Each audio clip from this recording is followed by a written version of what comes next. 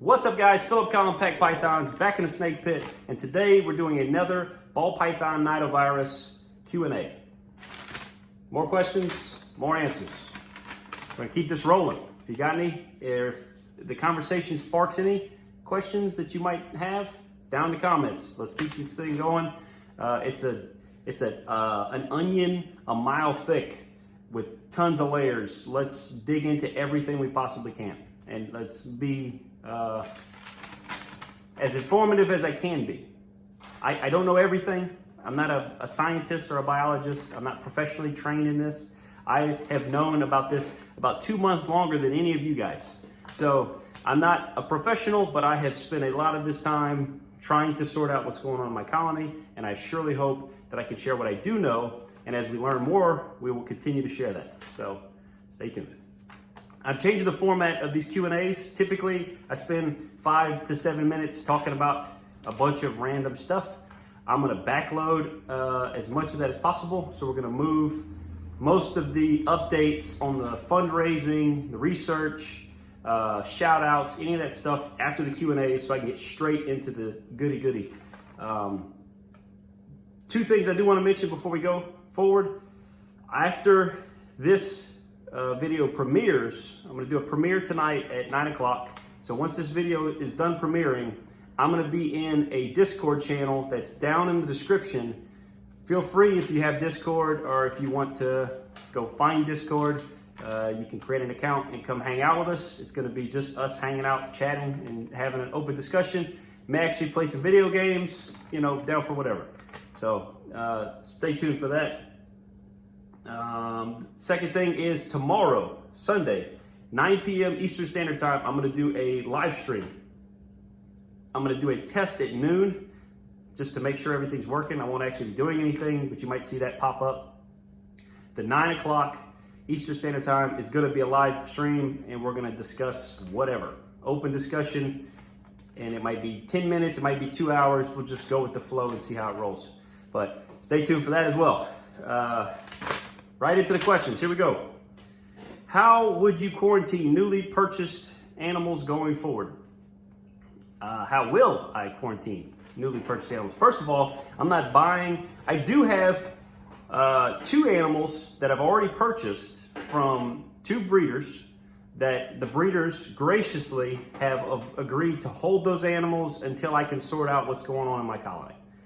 I'd actually like to shout them out. Delray Exotics, he's on Instagram and Morph Market, and 212 Exotics in Atlanta. Delray's in Delray Beach, Florida. 212 is in Atlanta. Rashad and Blake, thank you guys so much for supporting me through this process and agreeing to hold those animals. I can't thank the people that have been supporting me enough. You guys are awesome. But when those animals do show up, what are we gonna do? When they show up, the box gets opened, animals inspected. As soon as we could confirm that that animal's healthy, we're gonna swab the mouth, and the box is gonna get sealed back, not sealed tight, whatever, but just closed back up to where the animal can't get out, and it'll be left there until we get results back. Those swabs will get overnighted the same day. They will be ran the next day, and I will have results. And at that point, if for some reason, I'm not targeting those 2 guys, I'm just saying any animal I buy, if something comes back positive, then that will be the seller will be notified, and the animal will be reshipped straight back to them before it ever hits the quarantine rack even. Assuming it tests negative, which it should, that animal is gonna get put in quarantine. Quarantine is gonna last at least 4 months. And in those 4 months, we're gonna do 3 separate rounds of testing. So we do the test the very first day. We'll do a test 2 months later, minimum, 2 to 3 months later. And then we'll do a third test 4 to 6 months after receiving the animal. And if we get 3 rounds of negative results, it is safe to say that that animal is truly negative. And then it can be, assuming it has no clinical signs of anything else going on, it will be moved into the collection. So it's thorough, it's complicated, it's tedious and time consuming, but it'll keep me from ever having to go through this again. So hopefully some of the research I'm planning to do will eliminate some of those steps and possibly make it a little simpler, but that's yet to be determined, so we'll see. Second question, how does the virus spread besides saliva? Well, the general understanding is any bodily fluid. So that's urine, that's waste, that's saliva, and typically in any one of these tubs, basically every single surface in that tub is going to be covered in that animal's bodily fluid to some extent. Even if it's immaculate and clean, that animal just moving around in there and digging up and getting up into bedding and drinking and getting water on its face and then going around and touching the tub and all that, that's constantly spreading whatever bacteria and germs and viruses that animal has is all over everything.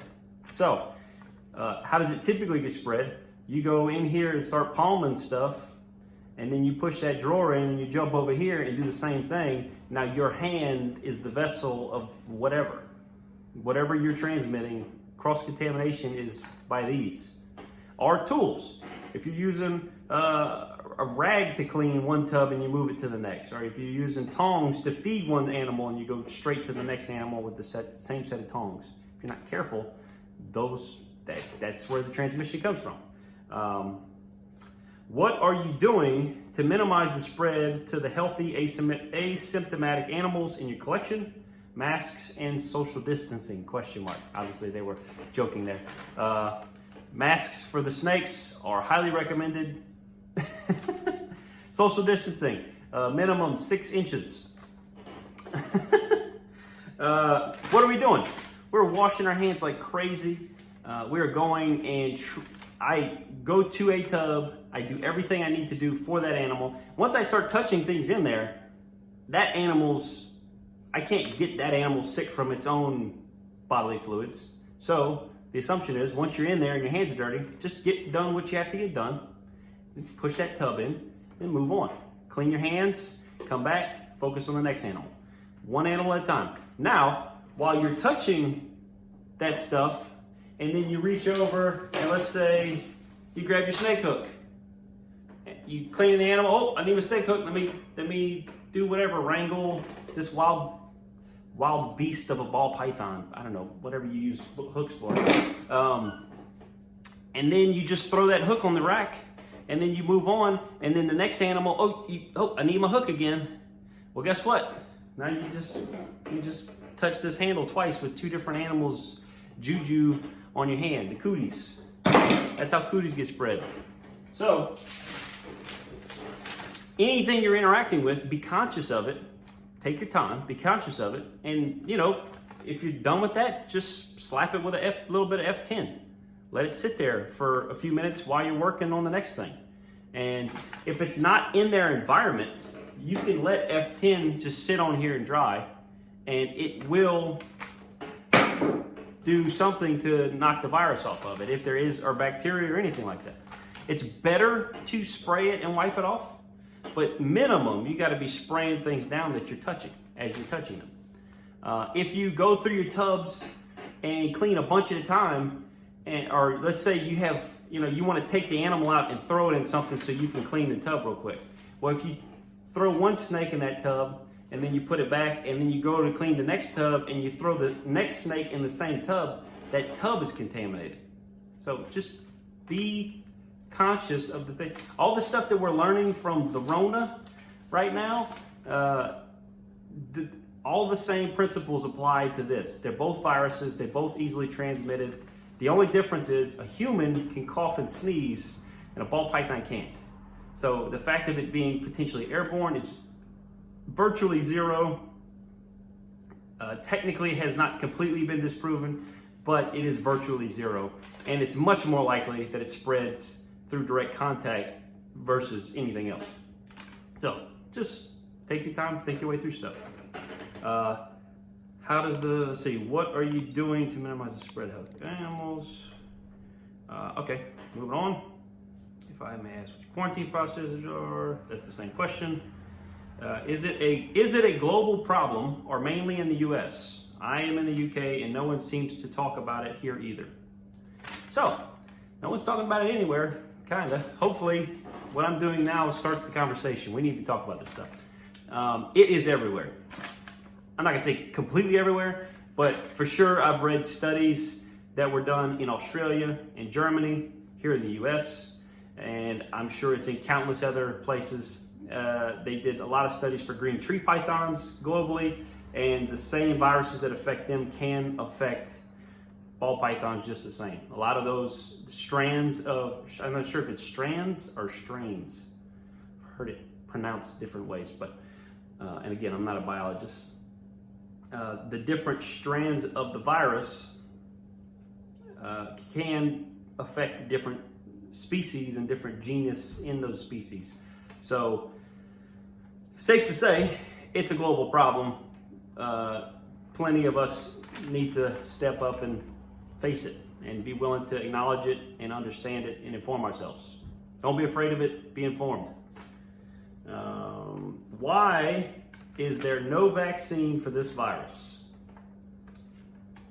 We vaccinate mammals, birds, and fish from incurable virus, but not reptiles for some reason. Why do you think?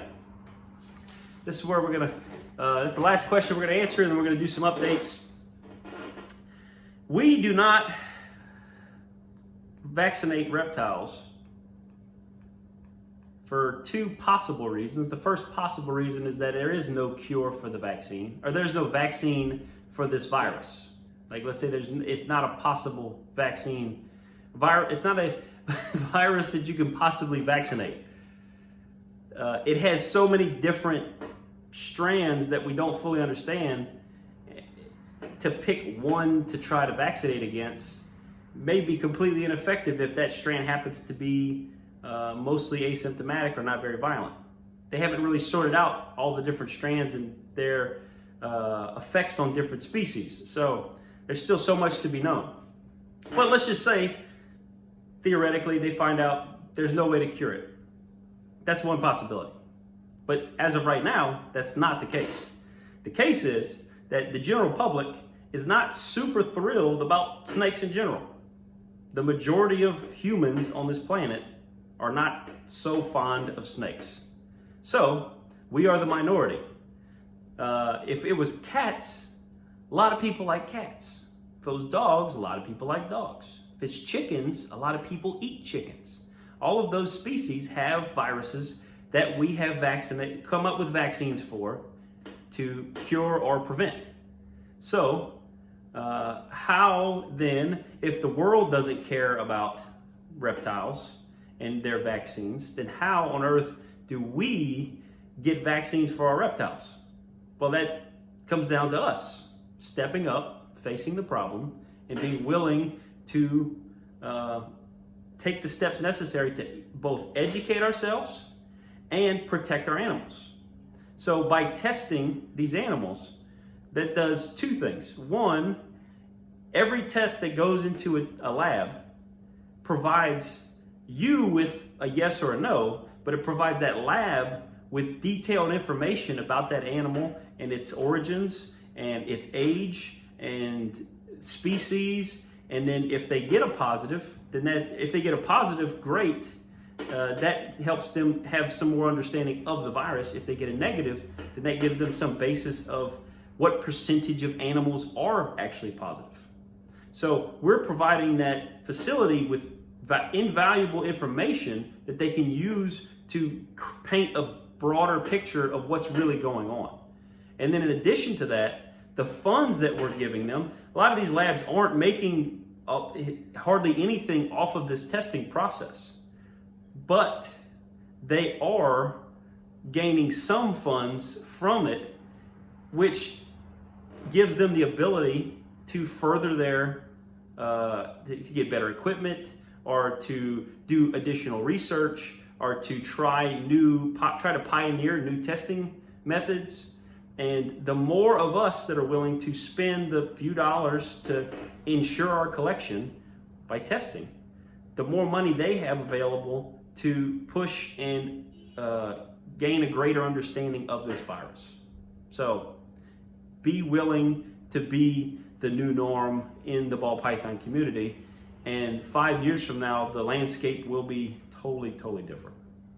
Could there be a vaccine 5 years from now? I think so. I can't guarantee that. Again, may not be possible. But we won't know if we don't turn around and face the thing that's standing behind us. Literally, for me, there's, you know, a beast of mystery. Let's turn around and face our collections and address the problems that we have in them. Moving on to updates. So, I didn't mention in the last video, but I was planning to order 10 new test kits from a separate testing facility. And, golly, give me a second. Those are ordered. They're on their way. I should have them early this week. As soon as I get them, those animals, I'm testing. What I'm doing is I'm retesting the 3 that came back positive. I'm retesting the 4 that I expected to come back positive. And I'm retesting 3 more animals that were closely interacting with some of those 7 and may have potentially, I expected to potentially have had issues with. So that's 10 more samples going out to a separate facility, and that is for the sake of redundancy. Not for lack of trust in the first facility. That is 100%, I am the king of over-engineering solutions to problems, and this is the way I operate. It's expensive to do it this way, but I'm gonna sleep way better at night knowing that I've done everything I can to avoid potential problems. Speaking of test facilities, I have arranged with both test facilities to provide you guys with a 10% discount on any of your testing needs, depending on, okay, so the first facility is RAL, Research Associates Laboratories. Go to vetdna.com, put it right here, and I'll put a link down in the description, and you can get your testing, your Nidovirus testing done for 10% off. If you use for your account number on the form, you just put PAC10, PAC10 as your account number, and you'll get a 10% discount on all of your Nidovirus testing at their facility. I also have arranged with Fishhead Labs to provide this effectively the same thing for your first time purchase of Nidovirus test kits. If you put in the promo code PAC10, PAC10, same code, and they'll take 10% off of your very first order for testing, and any test kit orders over a quantity of 20, I think 20 or more, you can still use that same code for 10% off your order. So that's really good news. I hope that saves you guys money and helps encourage you to go out and test some or all of your animals. Again, we'll get into the research here in a second. I hope to have a better understanding of how you guys can get more accurate results from those tests by doing some steps in-house prior to testing. So stay tuned for that.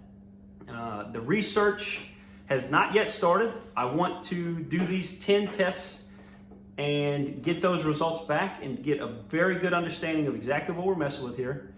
And then immediately after that, we're gonna start our temperature cycling tests. After some advice from a few of my professional friends, I've decided that I'm gonna focus exclusively on the temperature cycle and the viral load through that temperature cycle and see if we can get some control over the viral load of the animal. And if we can, that could be huge. The theory is that if you take your animal, brand new animal, or an animal that you're concerned about, or animal, if you just have 1 snake or 10 snakes, you take your animals, theoretically, you drop the temperature by a few degrees, slightly lower than normal. This would cause some stress on the animal, which could potentially give the virus an opportunity to ramp itself up in that animal. After so many days, we should see a spike in the viral load, which would indicate that the virus is as prevalent as it could be. And let's say that's on the 5th day at slightly lower temperatures, the viral load is maxed out. Well, then if we do that for 10 animals and every animal reacts about the same, and on the 5th day the viral load is pretty high, well then you know that if you take any animal and you put them under that same stress cycle, then on that 5th day you can test, and if it's positive for Nido, the virus will be very prevalent and very easily detected. And if that animal is negative, there will be still no presence of virus, which is a very good indication that you're not getting a false negative, that you're not happening to be, because at this point when we test blindly, we test animals that we don't know where they are in the virus cycle, then if you happen to be anywhere in this low section and you get a negative, you don't know, you have no way to know where the animal is on that spectrum. But if we could control that spectrum, then you could know where they are and you could get nearly absolute results.